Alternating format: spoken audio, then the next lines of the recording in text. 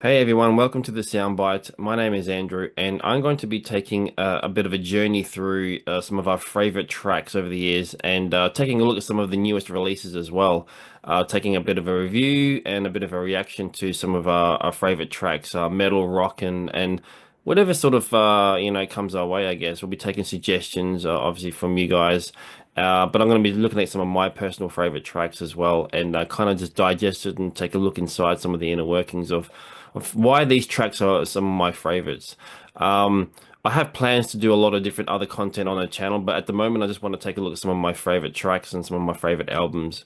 But if you stay tuned and subscribe, you'll see as time goes on that there'll be a lot of other cool stuff along the way. My background a little bit is in the music industry. I've been doing interviews and reviews for a number of years, so I've taken some time off from all of that stuff for a little bit, and I've decided to sort of slowly get back into it again. But I thought this is a way to kind of get back into this kind of world again with these reviews of some of my favorite tracks. Just to kind of get some of those that passion back into music again. Because sometimes you get sort of so used to the stuff that's out there. You've been listening to the same tracks for such a long time, you kind of get a little bit bored with it.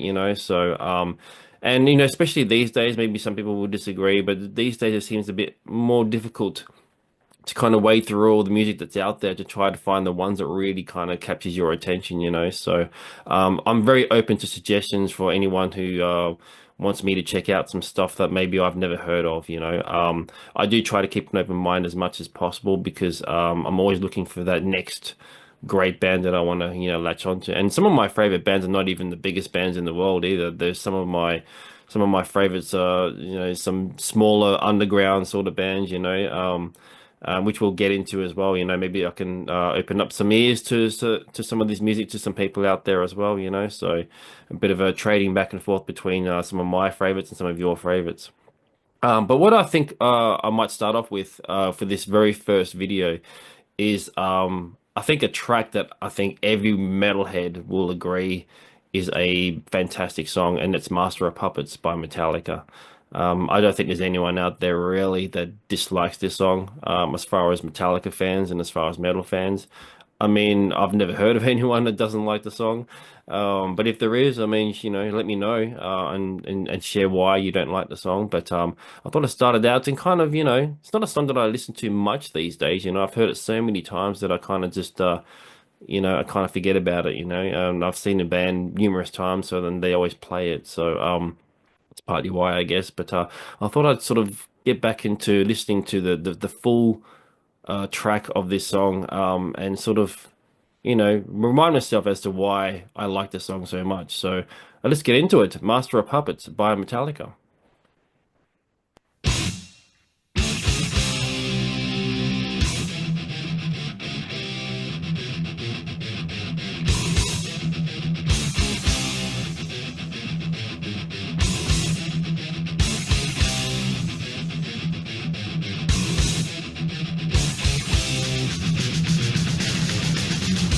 And those drums and that riff, so iconic, very recognizable immediately.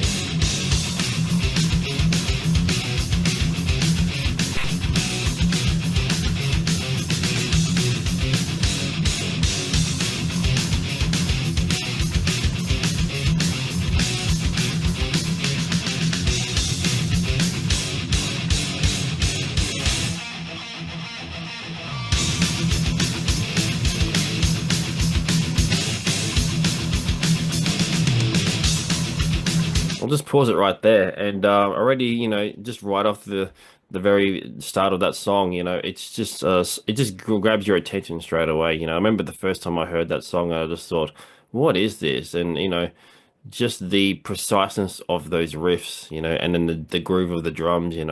Obviously everyone knows that, they never, on those first three albums, they never did any music videos. And this, even though, despite the fact that it is a lengthy song, this is one of the songs that they potentially could have done a video for, and who knows what that video would look like. It'd be very interesting, you know.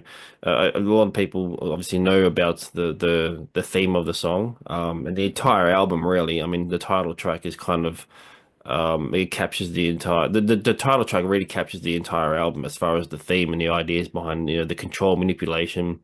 Obviously, the track itself deals with drug abuse, um, which I don't know where that comes from. Essentially, maybe James was maybe talking about his own personal stuff, you know, as far as not drugs, but maybe alcohol. I don't know if James was really into drugs back then, you know. I don't think the band was really a big druggy band, you know. But yeah, it's a great song. And already just it reminds me of just why it's such a great song, you know, when I hear those riffs, you know.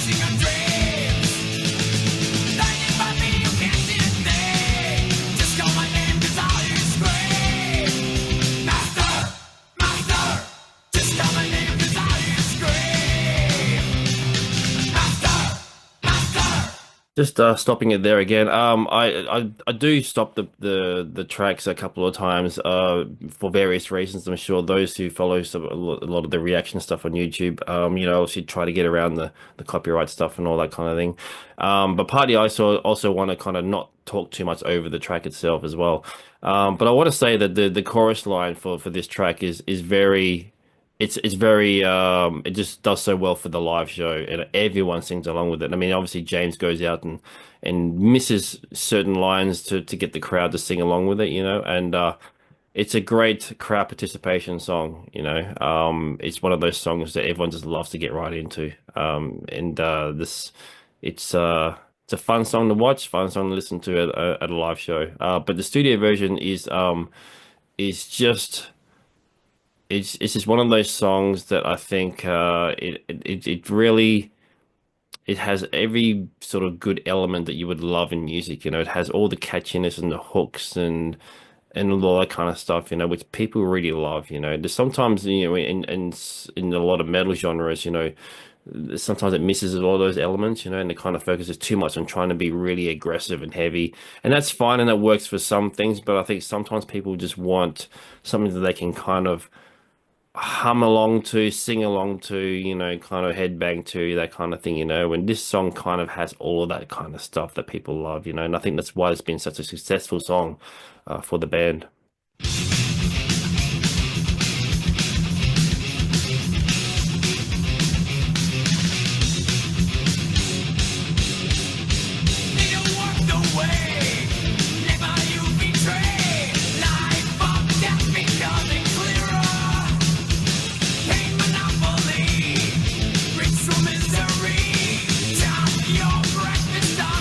Famous line, chop your breakfast on a mirror.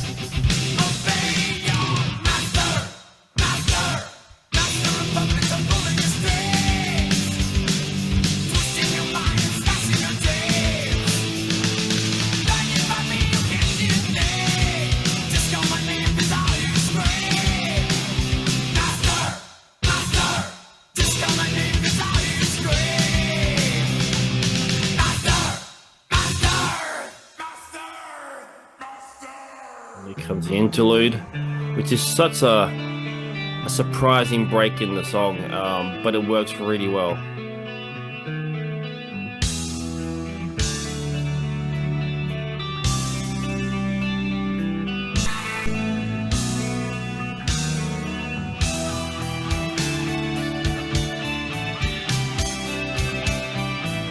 Also showcases the classical side of the band as well, which obviously was Cliff Burton's kind of thing. He brought that into the band, you know.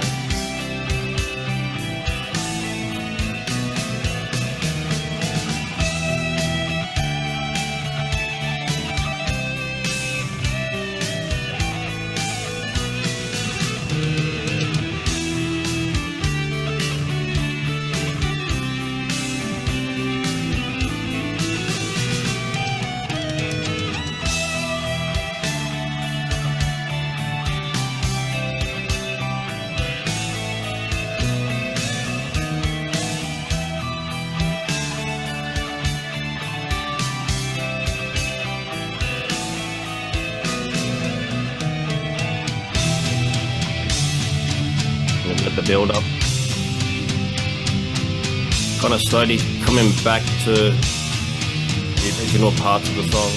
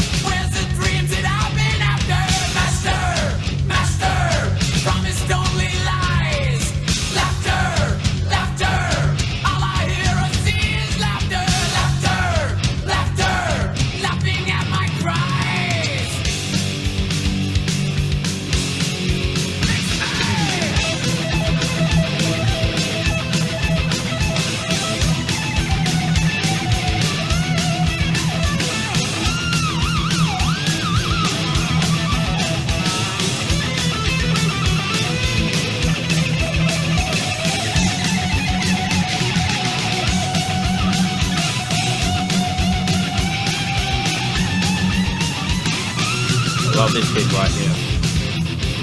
Always loved it. It's one of my favorite parts of the song.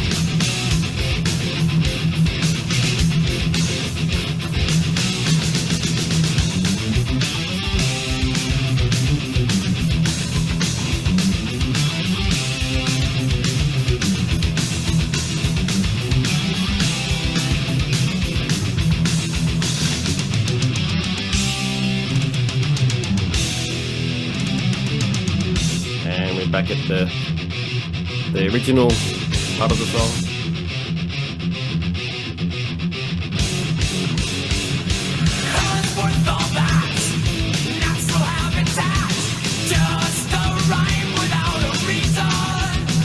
I'll just stop it there for one more last time.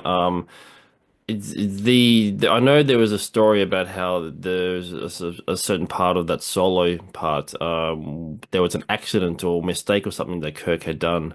Let us know if you know what that part was and what the actual full story was. I just remember hearing about it, and I think Kirk might have mentioned it in a few interviews.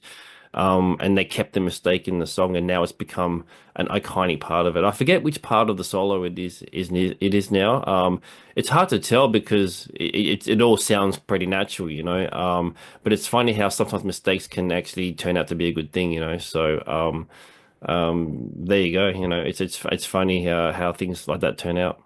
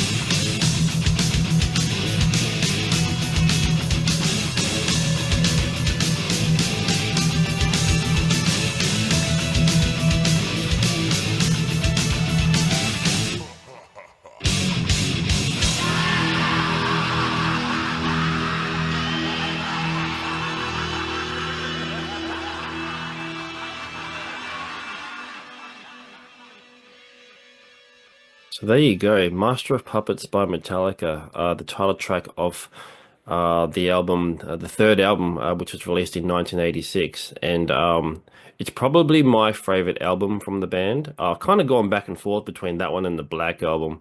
The Black album was really my introduction to Metallica, as with many Metallica fans, I guess. Um, but I kind of going back and forth, and I think over the years, Master of Puppets has kind of just kind of remained the one that I keep going back to, you know. But it's interesting, you know, that just on that last part of the song there as well. Let me know in the comments as well if you know the story behind that laughing section and what the story was as far as like, was it just James Hetfield and they overdubbed his voice, you know, together, or was it a gang thing, or and who was involved in the gang thing? Do you know? I've never read the story about how that was put together. Because I've seen footage of bands doing, you know, gang sort of vocals. So I know that happens, and I don't know if it sounds like they did do that. But let me know if you know the story behind who was involved in that. Was it just the band? Was it their mates or whatever it was, you know? So, and also as it's kind of ringing out, you know, like the sort of higher pitched guitar sort of overlaying over the top of the riffs. I've always loved that noise. You know, obviously it's probably Kirk doing something, I guess. But I remember the first time I heard that, it just had a very kind of nice feeling to it, you know, and sort of different to the rest of the music, I guess. You know, I guess there is sort of the melodic section of that, I suppose, you know. But it's overall, I mean, even though it's, you know, well over 8 minutes, it's a despite the fact that it's a long song, it doesn't feel like a long song. And that's what's something that Metallica have done pretty well for the most part. You know, they're kind of known for writing long songs, and it always feels like it needs to be that long because it feels like if you were to take sections out and shortened it and things like that, the song just probably wouldn't work as well, you know. So, you know, there are some bands that are just like that just need to write, you know, long songs, you know, Dream Theater and stuff like that. I guess more on the prog side of things, they kind of tend to do that. And I guess there's a progressive element to Metallica, you know. I'm guessing they probably sort of were influenced by certain bands from the 70s and stuff who were kind of doing a lot of those kind of really long songs, which was a big thing at that time as well. You know, when you think of bands like Rush and those kind of bands, you know. So anyway, there you go, Master of Puppets by Metallica, an iconic song, and there you go. Let me know in the comments if you have any suggestions as far as what I should be checking out. I will be going through some more sort of iconic legacy tracks. You know, go through the big four and things like that. But I also want to really jump into some sort of really underground stuff, and I really want to get into some of the new stuff that's been put out there by the legacy bands, by new bands coming through, all that kind of stuff. So send me all the stuff that you think I should check out, and we'll sort of take it from there. And just go look in the description section and do all the usual stuff, you know, subscribe, like, and all that kind of thing, you know, and it'll help the channel. And hopefully we can grow the channel and see what we can do with this. And as I said, I've got plans for like other content as well in the future. But at the moment, I just kind of want to have a bit of fun with this and kind of look at some of my favorite tracks and kind of just, you know, remind myself why I love this kind of music. So it might be just metal. I'll do some rock stuff and you know, maybe some you know, other things in between, that kind of thing, you know. So, but predominantly it'll be mostly rock and metal, you know. Anyway, thanks for checking it out, and I'll see you in the next one.